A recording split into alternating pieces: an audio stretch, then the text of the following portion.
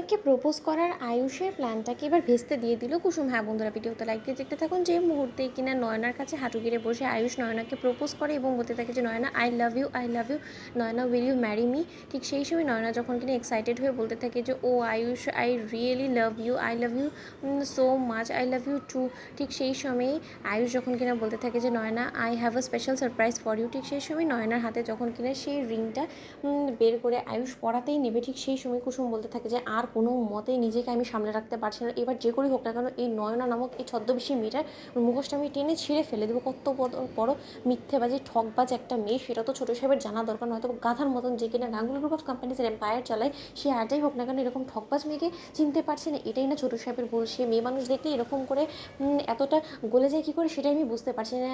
যে দুটো লোককে সে ভালোবেসেছে, যে দুটো লোকের মধ্যে চোখ দুটোকে সে ভালোবেসেছে, সেই দুটো চোখ এবং এর মেয়ের এই চোখগুলোর মধ্যে অবিকল সে মিল পায় কী করে সেটা তো আমি বুঝতে পারছি না। দেখাচ্ছি মজা। ঠিক সেই সময় এক পর্যায়ে আয়ুষের সেই বুকেটা নয়নার কাছ থেকে কেড়ে নিয়ে যখন কিনা কুসুম ছুঁড়ে ফেলে দেয় এবং তার পর মুহূর্তে যখন কিনা আয়ুষের হাত থেকে সেই রিংটা কেড়ে নেয় এবং বলতে থাকে যে বন্ধ করুন ছোটো সাহেব এই সমস্ত কথা। এই তুমি কি পেয়েছো বলো তো? ছোটো সাহেবকে যেমন তেমন করে মিথ্যাচার করে তুমি বোকা বানিয়ে তাকে তুমি ভেবেছো যে তুমি গাঙ্গুলি বাড়ির বড় বউ হয়ে যাবে এবং এত বড় আসপর্দা, সেটা সমস্ত কিছু কুসুম সরকার থাকতে সমস্ত কিছু চেয়েছে দেখবে এবং তোমার এই ঠকবাজি জালিয়াতি কোনো কিছু বুঝতে পারবে না। শোনো, ছোটো সাহেব চোখে পট্টি পড়ে থাকলে আমি কিন্তু কোনো মতে পট্টি পড়ে থাকিনি এবং ছোটো সাহেবকে বোকা বানাতে পারলো। কুসুম সরকারকে এত সহজে তুমি কোনো মতে বোকা বানাতে পারবে না। তুমি এক্ষুনি কী বলছিলে যে তুমিও নাকি ছোটো সাহেবকে খুব বেশি ভালোবাসো? কদিন হয়েছে তুমি ছোটো সাহেবকে চেনো বলো তো, যে তুমি ছোটো সাহেবকে ভালোবাসার কথা বলছো বলো তো?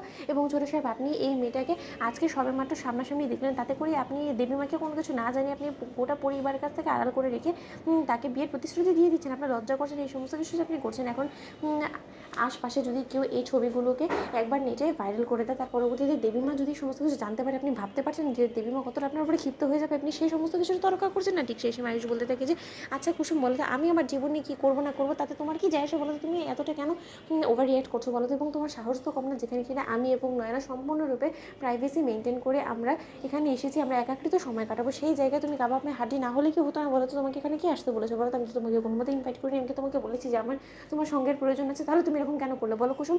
দেখো কুসুম, যেটা তুমি করছো সেটা কিন্তু সম্পূর্ণ অন্যায়। তোমার এত বড় আসপর্দা হয় কী করেছো? তুমি নয়নার হাত থেকে সেই ফ্লাওয়ার বুকেটা কেড়ে নিয়ে ফেলে দিলে এবং তার থেকে বড় কথা তুমি ওর হাতে আমি যে রিংটা পরতে দিয়েছি সেটাও তুমি নিয়ে এখন আর নিজের কাছে রেখে দিয়েছো। এরকমটা কেন করছো বলো কুসুম? এটা কিন্তু বড্ড বেশি বেয়াদবি হয়ে যাচ্ছে। ঠিক সেই সময় কুসুম বলতে চাইছো ও আচ্ছা, আপনি আমাকে বেয়াদবি আর কোনটা আদব সেটা শেখাচ্ছেন, তাই না? তাহলে বরঞ্চ এক কাজ করি ছোটো সাহেব, চলুন বরঞ্চ এই নয়নাকে সঙ্গে করে নিন না, গাঙ্গুলি হাউসে যাই। সেখানে বরঞ্চ দেবীমাই ওকে দেখে যাচাই বাছাই করবে যে আদৌ ও যোগ্য কিনা গাঙ্গুলি হাউসে। তো বন্ধুরা লাইক কমেন্ট শেয়ার করো, সাবস্ক্রাইব করতে ভুলো না।